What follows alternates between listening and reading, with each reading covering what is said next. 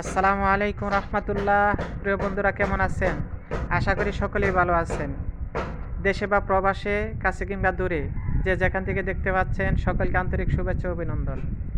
প্রিয় বন্ধুরা, আমাদের মসজিদের এখানে ওযুখানা কাজ চলতেছে। ওযুখানা ছাদ হয়ে গেছে, এই তো দেখেন, আর বাকিটা হবে ইনশাল্লাহ। তো দোতলায় এখন কাজ চলতেছে।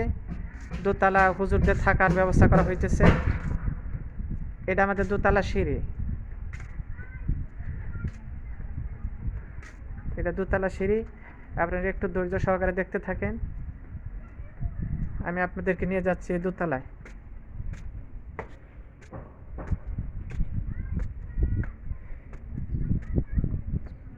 পানি অঞ্চল, রাস্তাঘাট তল হয়ে গেছে, অনেক পানি আসতেছে। এই যেটা দোতলা।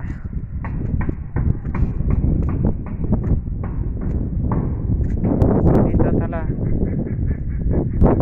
মসজিদ এটা। এতে এখানে কাজ চলতেছে।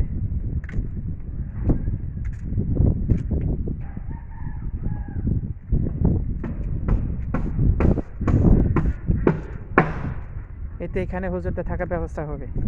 একজন হুজুর থাকার জন্য যা যা প্রয়োজন, একজন পরিবার নিয়ে যেন একজন হুজুর থাকতে পারে, সব কিছু করে দেওয়া হবে ইনশাল্লাহ। দেখেন, সাবধানে কাজ করেন। হাবেল ভাই, তাকান এদিকে। কি আপনারা ভালো আছেন তো?